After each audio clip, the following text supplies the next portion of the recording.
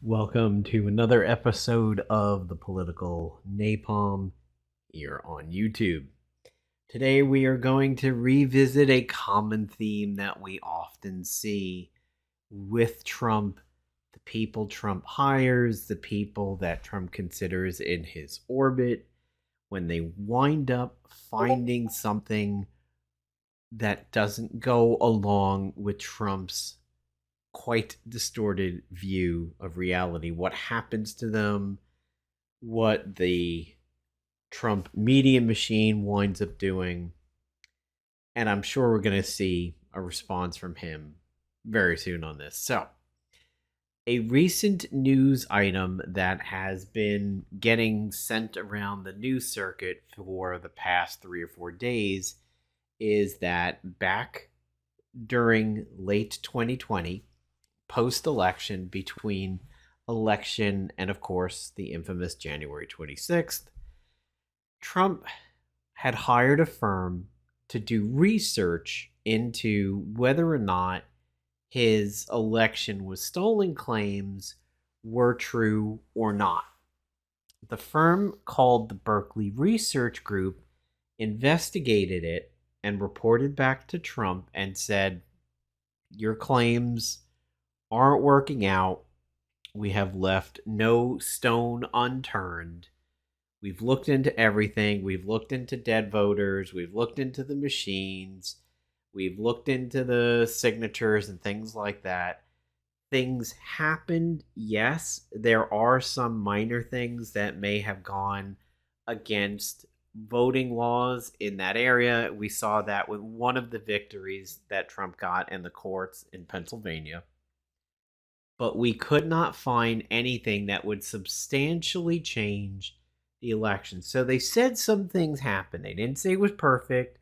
They didn't say it was the most secure thing in history. They didn't say 100% of the way this seemed to play out is what happened. They said there were some irregularities, yes, but they were minor and they were not enough to change the 2020 election. Now, that's something big to consider over there, because they're copping to the fact that there are some oddities, which you would expect for something on the scale of millions and millions and millions of people and paper and ballots and machine clicks and mail-in voting and early returns and coming in overseas from military people abroad and everything like that. It's there's no way to think it would be completely perfect. That's why the standard deviation is 5%. That is built into systems, because something of this scale is not going to be 100.0000% accurate. However, what they found wasn't enough to change anything, and that is a big key phrase over here. Well, today, Jeff, on one of his casts, was breaking down how BRG and how the news isn't quite telling the whole truth on this. He went on to say, well, how could BRG have had enough time to look into everything? And it was an opinion piece, not actual research. And did they look at every ballot? Did they look at every machine? Did they look at every signature? Did they confirm every address and every supposed dead person on the voter rolls and everything? What a completely disingenuous statement, and a completely disingenuous tact to take on this. And and you may be wondering, so you were saying at the beginning of the video how Trump goes to turn on people and entities that go against him when he picks them. Where is that going to come in? We'll get to that in a few moments. But first, we're going to talk about the fact that people are going to try and discredit, like Jeff here is doing, BRG and their works and everything. Some key things that he brought out was that BRG was sort of the head firm of it, and they farmed it out to a lower group of people within BRG, or sort of took it and shuffled it to another group to do it. And he says if you look them up and see what they've done in the past, they've never handled cases like this of, researching into voter fraud and all of the problems and systems that go into a national election. Well, what a completely idiotic statement, because that was true of cyber ninjas. Cyber ninjas, when they were hired to do the Maricopa audit, had no dog in this game either. They had no skin in it. They had nothing like this had truly ever been done before. You had Al Gore with the Florida situation and the hanging chads, but that was a recount. There has never been such a wide-scale belief that there has been this level of fraud in the United States. Can anybody truly be an expert on that at this point? Especially the whole of it, the gestalt of it. It's like saying, is there anybody out there who is an expert in what happens to a bee if you dunk it in amber and chocolate syrup and put it in a tea bag and make tea out of it? Like, where do you get that kind of expertise for something that is groundbreaking, something that is wholly unique and brand new as to the events that occurred on the 2020 election?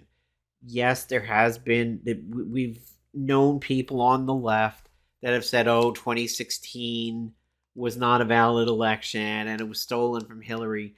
But there aren't people who beat that drum day after day after day. There aren't people who go out and spend millions of dollars in taxpayer money and waste money and manpower looking into these myths, and they are myths, and theories that an election was stolen. They have an opinion.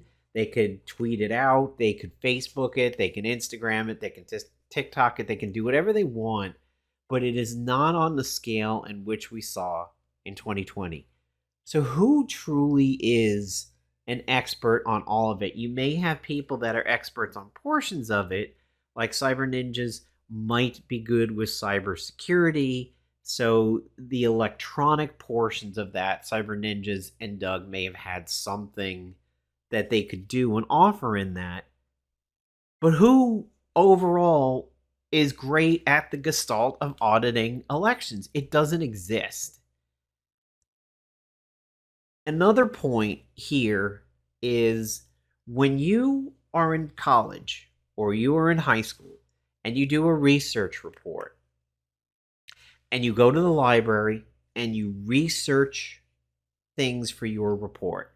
You're out in academia and you're researching things. And then you present your report to the class, to the teacher. Not in every case are you the one doing those experiments. If you wanted to, in health class, okay, do a report on the preponderance of smokers that have lung cancer, or lung cancer sufferers that are also smokers.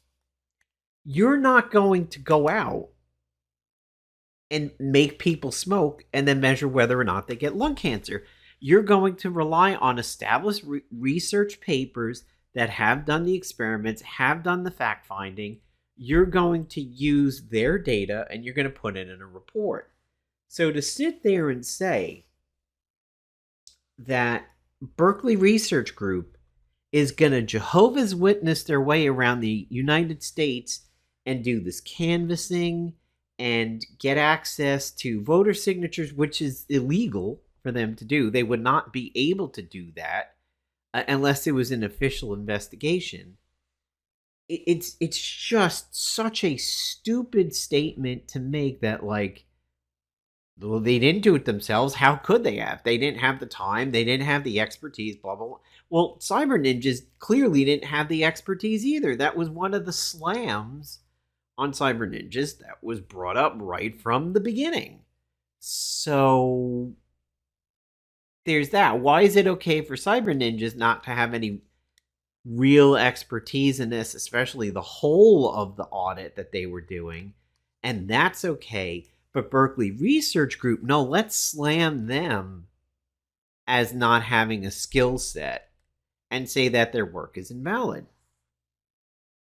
Obviously, of course, they're not going to be able to door this or look at everything. However, they likely went to the people who had done it already and used their research and their findings. To which, of course, anybody would say, well, then that's just perpetuating the lie. They went to the people who were lying and they just signal boosted the lie. Really? We're going to do this when he's 1 in 60 something in the court cases? And before you say things like, oh, but standing. Yeah, the cases were thrown out before they got into court because they weren't valid enough for the court to hear. And if you're going to complain about the ones where somebody put a city in a wrong state or misspelled things or the little minor problems that were on some of them, they were always free to refile if there was actually going to be a case there. So that shuts that down right there about standing and everything like that. If there was a case to be had and the proof was in the pudding, they would refile with the corrections. If Sydney said Springfield, Illinois instead of Springfield, Ohio, and got the wrong city and state, well, then you just fix the brief and you refile it. That didn't happen because they were jokes.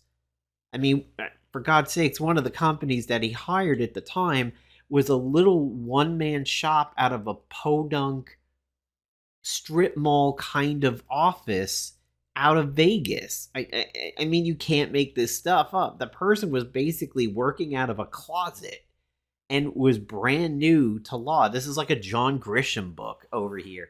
He didn't exactly get quality people for this because there wasn't a quality, compelling argument. But again, it is an idiot's take to think that BRG had the power and scope, especially for just $600,000, to go and look at every machine, every ballot, every signature, every voter roll, every database, every human that ever lived that maybe could have voted in 2020. That is an asinine way of thinking about this. But that's what Jeff is trying to do to deflect from this news. But let's take into account that Trump has hired lawyers. Well, not hired lawyers. Trump has handpicked lawyers for courts and circuit judges and everything like that. And with the exception of the one in Florida, for the special counsel and everything like that, whose name I've now forgotten because she's been so incredibly discredited, but the one in the documents case that was like, yeah, I'm ordering a special counsel, and then that got shot down really quick. You have people in that have ties to Trump in the legal community that when cases are coming up before them, they are siding with the rule of law, not the rule of who got me the job, because that's what a good person should do.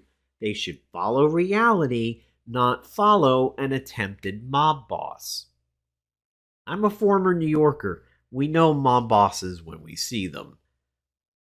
I don't even need to tell you what this toilet is like over here. So the research firm did everything they could, and we don't know exactly what they did or didn't do, because as far as I know, their methodologies haven't been released, because this was a buried report. We're now just finding out about it. Somebody needs to go and interview them and say, okay, so you told Trump we cannot back up your claims. What did you do? Show your work on the chalkboard and tell us what you did, which is exactly what Maricopa did for Doug and Cyber Ninjas and said, okay, you found that Biden won with more votes, but you said there are some irregularities and everything like that. This is basically a closed session where we're not allowed to question you. This is just presenting your findings. We would like to question you about your findings. Can you go on the chalkboard and show us how you got 2 plus 2 equals 5? And they refused. They said, no, we don't want to do that. And the court said, turn over your documents. We want to know about your methodologies and your data. No, we won't do that. Okay, well, then we're going to fine Cyber Ninjas $5,000 a day. Okay, well, I'm going to dissolve Cyber Ninjas, so who are you going to fine? That doesn't work, Doug. You're not smarter than us. We will fine you $5,000 a day, whether or not you dissolve the company. Well, how about I undissolve the company, but under new name and hire exactly the same people? Doug, are you really this stupid? Did you really just admit that to us? Like, you cannot possibly be this stupid. So, BRG goes out there, does whatever research that they do, which I don't know what it is yet at this time. I don't know if anybody knows. We got to send somebody over to ask them. And they're like, yeah, your claims are invalid. So now you have people trying to throw BRG and their research under the bus, which is exactly what happens anytime somebody is Trump related, gets picked to do Trump related things, but then can't back Trump up. The discredit machine immediately starts. Immediately, you saw this with things like Cassidy Hutchinson and just so much more. Even Trump will bounce people when they're not doing well for him. Like Sidney Powell got kicked off of things for a little while because the Kraken didn't even materialize as a minnow. We're talking sea people had more validity than this Kraken that Sidney found. So, okay, now we're going to throw BRG under the bus. They couldn't possibly have done it. They wouldn't have done enough. They didn't have enough time, blah, blah, blah, blah, blah. But here's the thing. This company wasn't random. And this is what Jeff didn't talk about. Little bit of research goes and shows that BRG was in Trump's pocket. Because what else does Trump ever pick? He picks things that he knows. He picks things that he thinks are going to be subservient to him. And if he stops short, they're going to disappear, just like Mike Lindell. He picks people that seem to be incredibly loyal to him or people that he thinks he's bought. We've seen this with Ron DeSantis as a prime example. Ron DeSantis was nobody and he was going to go nowhere. Nothing ever would have happened until I picked him up and I started talking about him. And then poof, he became the governor of Florida. And, he was totally in the red and was polling like crap. And I made Ron DeSanctimonious, or Meatball Ron, I think is the new name. I created him. All that's coming out because people are saying out there publicly, Ron is polling better than Trump if Ron were to run for the presidency. Ron has not declared that yet, so you could say that as a leftist media machine to make infighting, but the poll is the poll, and Trump is stupid enough to fall for it if it is in fact a media machine narrative. So it goes to show you Trump is either deeply offended that Ron might consider running or is an idiot to fall for leftist narratives. You decide. But here we can see from the Hill, back in 2018, or back in 2020, September of 2020, they reported that in 2018, the Department of Homeland Security during Trump's tenure gave more than $6 million in contracts to a firm where acting Secretary Chad Wolf's wife serves as an executive. There it is, folks. A Trumper-picked person, Chad Wolf, his wife was an executive in the consulting firm Berkely Research Group. This is no different than Clarence Thomas and Ginny Thomas here. I mean, the dark ties that run through, I mean, I'll just say government in general, but the dark ties that run through the Trump administration is just crazy. So there's Chad Wolf, and his wife was an executive in the Berkely Research Group. Now you know why he picked them, because they were in Trump's pocket. They were within Trump's limited scope and orbit, so he picked them. Because Trump has never had a history of picking the right person for the job. He picks what is within 1 foot of his nose. He's always done it. His entire presidency was basically that. And if they weren't 1 foot in front of his nose, it's because he was swayed by somebody who was 1 foot in front of his nose and recommended it. And he believed them and said, okay, let's go with it. But the consulting firm Berkely Research Group has worked on many federal contracts, but worked with DHS after Wolf was named Chief of Staff at DHS's Transportation Security Administration in 2017. His wife, Hope Wolf, is Vice President of Professional Staff Operations at the company. Records on the federal government website USA Spending indicate that Berkely Research Group's contracts were for information technology software, but it was unclear what software was given the DHS. Chad Wolf says he didn't know about the contracts until people started talking to him about it. He's like, oh, well, the whole process is performed by career officials. Even if I were involved in the procurement process, which I was not, he'd have to recuse himself. BRG declined to comment on client engagements. However, Kyle Herring, the founder and president of Accountable USA, a liberal-leaning watchdog, told NBC News that the contracts could and should be a conflict of interest. After Mr. Wolf joined the DHS, it began pumping millions of dollars into his wife's firm, which also happens to be his largest financial asset. The arrangement is problematic and warrants congressional scrutiny. God, what in his admin didn't warrant congressional scrutiny and was highly problematic? You know, like Ivanka's trademarks in China, the deal with Turkey and Russia, with Putin and the hotel. I mean, anyway, he noted that the largest amount on Chad Wolf's financial disclosure form is Hope Wolf's $1.1 million retirement account at that company. Jesus fucking Christ. I would quit everything right now so fast.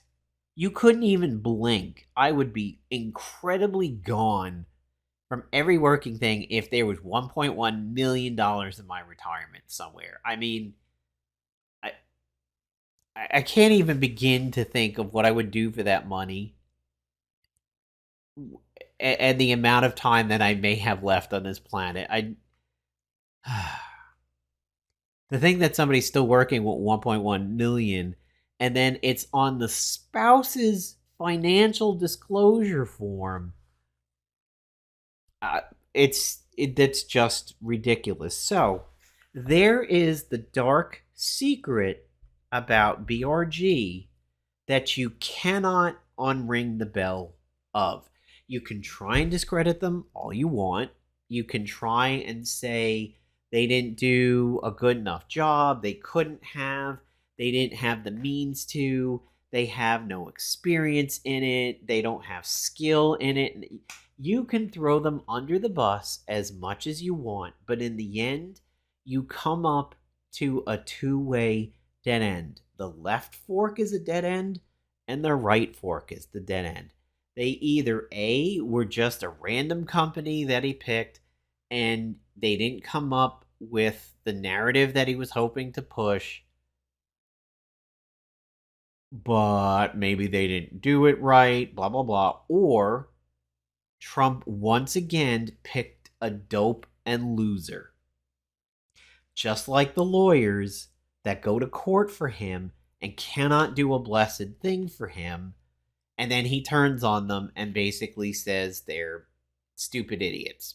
Oh, I don't know this person.